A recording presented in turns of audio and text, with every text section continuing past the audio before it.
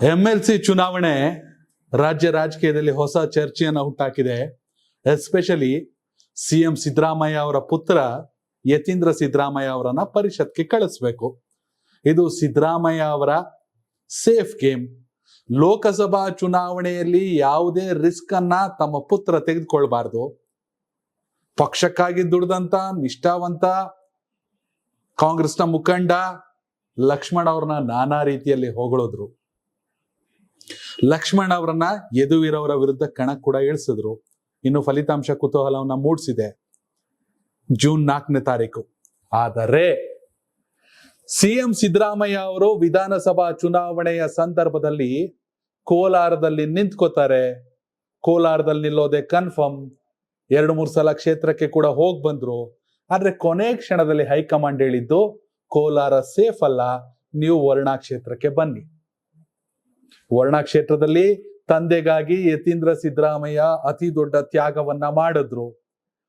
ತಾವು ಶಾಸಕರಾಗಿದ್ದ ಕ್ಷೇತ್ರವನ್ನ ತಂದೆಯವರಿಗೆ ಬಿಟ್ಟುಕೊಟ್ಟು ವರ್ಣಾ ತುಂಬಾ ಸೇಫ್, ಅಲ್ಲಿ ತಂದೆ ಗೆದ್ರೆ CM ಆಗ್ತಾರೆ, ಈ ಎಲ್ಲಾ ಲೆಕ್ಕಾಚಾರಗಳು ನಡೀತು. ಯತೀಂದ್ರ ಅವರ ನಡೆಯನ್ನ ಆ ಸಂದರ್ಭದಲ್ಲಿ ಸಾಕಷ್ಟು ಜನ ಮೆಚ್ಕೊಂಡಿದ್ರು. ಆಗ ಚರ್ಚೆ ನಡೆದಿದ್ದು ಯತೀಂದ್ರ ಸಿದ್ದರಾಮಯ್ಯ ಲೋಕಸಭೆಗೆ ಸ್ಪರ್ಧಿಸ್ತಾರೆ.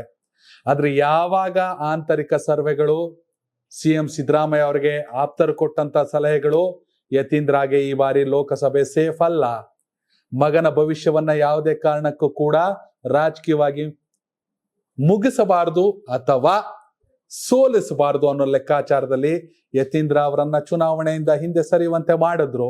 ಅಲ್ಲಿ ಲಕ್ಷ್ಮಣ್ ಕಣಕ್ಕಿಳಿದ್ರು. ಆದ್ರೆ ಇದೀಗ ಅತಿ ದೊಡ್ಡ ಮಟ್ಟದಲ್ಲಿ ಚರ್ಚೆ ಆಗ್ತಿರುವಂತಹ ವಿಚಾರ, CM ಸಿದ್ದರಾಮಯ್ಯ ಅವರ ಹೇಳಿರೋ ಪ್ರಕಾರ ಈ ಮೊದಲ ನಿರ್ಧಾರ ಆಗಿತ್ತು. ವರ್ಣಾ ಕ್ಷೇತ್ರವನ್ನ ಬಿಟ್ಟುಕೊಟ್ಟಂತ ಯತೀಂದ್ರ ಸಿದ್ದರಾಮಯ್ಯ ಅವರನ್ನ ಪರಿಷತ್ಗೆ ಕಳಿಸೋ ಬಗ್ಗೆ ಈಗಾಗಲೇ ಹೈಕಮಾಂಡ್ ಭರವಸೆಯನ್ನ ನೀಡಿತ್ತು. ಈಗ CM ಸಿದ್ದರಾಮಯ್ಯ ಅವರಿಂದ ಪರೋಕ್ಷವಾಗಿ ಹೈಕಮಾಂಡ್ ಮೇಲೆ ಒಂದು ರೀತಿಯ ಲಾಬಿ, ಒಂದು ರೀತಿಯ ಒತ್ತಡ. ಅಪ್ಪ CM ಮಗ ಸೇಫ್ ಆಗಿ ಪರಿಷತ್ಗೆ ಎಂಟ್ರಿ ಕೊಡ್ಲಿ. CM ಸಿದ್ದರಾಮಯ್ಯ ಅವರೇ ಹೇಳಿರೋದು, ಈ ಹಿಂದೆ ಹೈಕಮಾಂಡ್ ಈ ಮಾತನ್ನ ಹೇಳಿತ್ತು, ಆದ್ರೆ ಇವಾಗ ಏನ್ ಮಾಡ್ತಾರೋ ನೋಡ್ಬೇಕು ಅಂದ್ರೆ ಅದು ನಿರ್ಧಾರ ಆಗೋಗಿದೆ.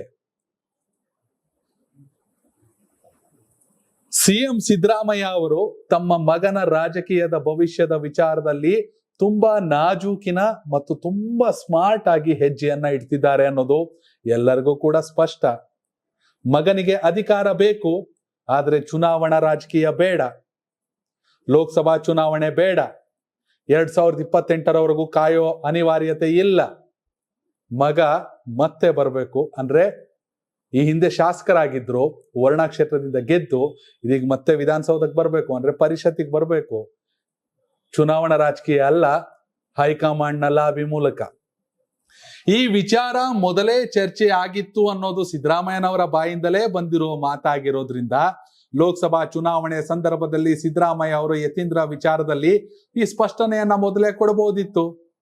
ಕಾಲಕ್ಕೆ ತಕ್ಕಂತೆ, ಸಮಯಕ್ಕೆ ತಕ್ಕಂತೆ ಯತೀಂದ್ರ ವಿಚಾರದಲ್ಲಿ ಯಾವುದೇ ಹೇಳಿಕೆಯನ್ನ ಲೋಕಸಭಾ ಚುನಾವಣೆ ಸಂದರ್ಭದಲ್ಲಿ, ಅಂದ್ರೆ ಅವರನ್ನ ಕಣಕ್ಕಿಳಿಸ್ಬೇಕೋ ಬೇಡೋ ಅನ್ನೋ ಸಂದರ್ಭದಲ್ಲಿ ಸೈಲೆಂಟ್ ಆಗಿದ್ದಂತ ಸಿದ್ದರಾಮಯ್ಯ ಇದೀಗ ಪರೋಕ್ಷವಾಗಿ ಹೈಕಮಾಂಡ್ ಮೇಲೆ ಬೊಟ್ಟು ತೋರಿಸ್ತಾ ಇದ್ದಾರೆ. ಈ ಹಿಂದೆಯೇ ಹೈಕಮಾಂಡ್ ಹೇಳಿತ್ತು. ಯತೀಂದ್ರ ಸಿದ್ದರಾಮಯ್ಯ ಅವರು ವರ್ಣಾ ಕ್ಷೇತ್ರದಲ್ಲಿ ಚುನಾವಣೆಯೆಲ್ಲ ಸ್ಪರ್ಧಿಸಿ 2018ರಲ್ಲಿ ಗೆದ್ದು ಶಾಸಕರಾಗಿದ್ರು. ಆದ್ರೆ 2023ರಲ್ಲಿ ತಂದೆಗಾಗಿ ಕ್ಷೇತ್ರವನ್ನ ಬಿಟ್ಕೊಟ್ರು. ಹೀಗಾಗಿ ಅವರು ಮಾಡಿದ ತ್ಯಾಗಕ್ಕೆ ಹೈಕಮಾಂಡ್ ಅವರ ಋಣವನ್ನ ತೀರಿಸ್ಬೇಕಾ ಅಥವಾ KPCC ತೀರಿಸ್ಬೇಕಾ ಅಥವಾ ಸಿದ್ದರಾಮಯ್ಯ ಅವರಿಗೆ ತಮ್ಮ ಮಗ ವಿಧಾನಸೌಧದಲ್ಲಿ ಇರ್ಬೇಕಾ? ಇದು ಸಾಕಷ್ಟು ಚರ್ಚೆ ಆಗ್ತಿರುವಂತ ವಿಚಾರ. MLC ಚುನಾವಣೆ ಅಂದಾಗ ಕೂಡ ಯತೀಂದ್ರ ಅವರ ಬದಲು ಪಕ್ಷಕ್ಕಾಗಿ ದುಡಿದಂತ ಸಾಕಷ್ಟು ಜನ ಇರ್ಲಿಲ್ವಾ? ತಾವು ಮುಖ್ಯಮಂತ್ರಿ, ಮಗ MLC. CM ಸಿದ್ದರಾಮಯ್ಯ ಅವರೇ ಮೈಸೂರಿನಲ್ಲಿ ಸ್ಪಷ್ಟನೆಯನ್ನ ಕೊಟ್ಟಿದ್ದಾರೆ ಮೈಲಾರಿ ಹೋಟೆಲ್ಗೆ ಹೋಗಿ ಬಂದ ಬಳಿಕ. ಈ ಹಿಂದೆಯೇ ಎಲ್ಲವೂ ಚರ್ಚೆ ಆಗಿತ್ತು, ಹೈಕಮಾಂಡ್ ಮಾತನ್ನ ಕೊಟ್ಟಿತ್ತು.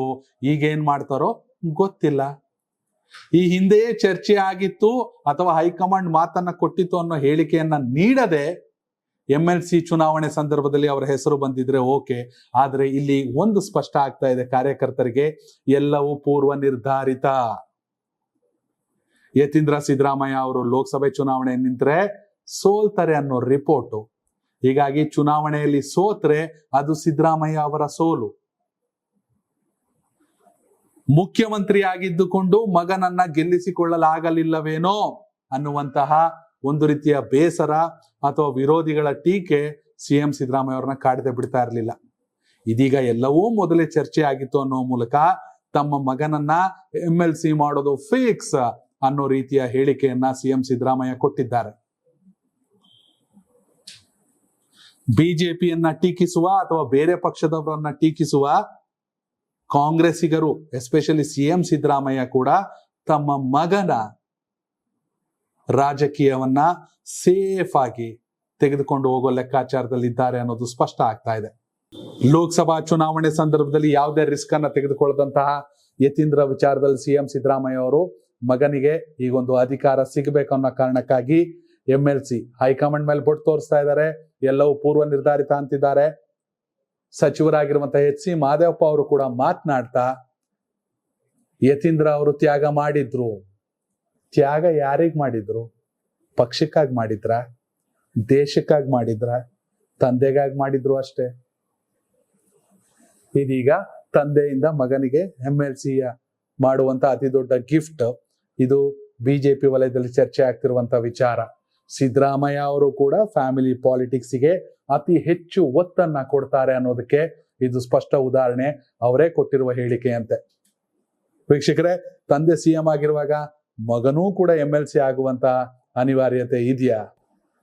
ಎಲ್ಲವೂ ಪೂರ್ವ ನಿರ್ಧಾರಿತವಾಗಿದ್ರೆ ಈ ಚುನಾವಣೆ ಸಂದರ್ಭದಲ್ಲಿ ಮಾತ್ರ ಅದನ್ನ ಯಾಕೆ ತೆಗಿತಾ ಇದ್ದಾರೆ? ಯತೀಂದ್ರ ಯಾಕೆ ಲೋಕಸಭೆಗೆ ಸ್ಪರ್ಧಿಸ್ತಿಲ್ಲ ಅಂದಾಗ ಸಿದ್ದರಾಮಯ್ಯ ಅವ್ರ ಬಾಯಲ್ಲಿ ಯಾಕೆ ಈ ಒಂದು ಸ್ಪಷ್ಟನೆ ಬರಲಿಲ್ಲ? ಯತೀಂದ್ರ ವಿಚಾರದಲ್ಲಿ ಹೈಕಮಾಂಡ್ಗೆ ಬೇರೆ ಲೆಕ್ಕಾಚಾರ ಇದೆ ಅನ್ನುವಂತಹ ಸುಳಿವನ್ನು ಕೂಡ ಅವ್ರು ಯಾಕೆ ಕೊಡ್ಲಿಲ್ಲ? ಇದು ಪ್ರತಿಪಕ್ಷದಲ್ಲಿರುವಂತಹ ಬಿಜೆಪಿ ಮಾಡ್ತಿರುವಂತಹ ಪ್ರಶ್ನೆ. ವಿಡಿಯೋ ಬಗ್ಗೆ ನಿಮ್ಮ ಅಭಿಪ್ರಾಯನ ಕಾಮೆಂಟ್ ಮಾಡಿ. ಧನ್ಯವಾದಗಳು. ಇದು ಕರ್ನಾಟಕ ಟಿವಿ, ಕನ್ನಡಿಗರ ಧ್ವನಿ.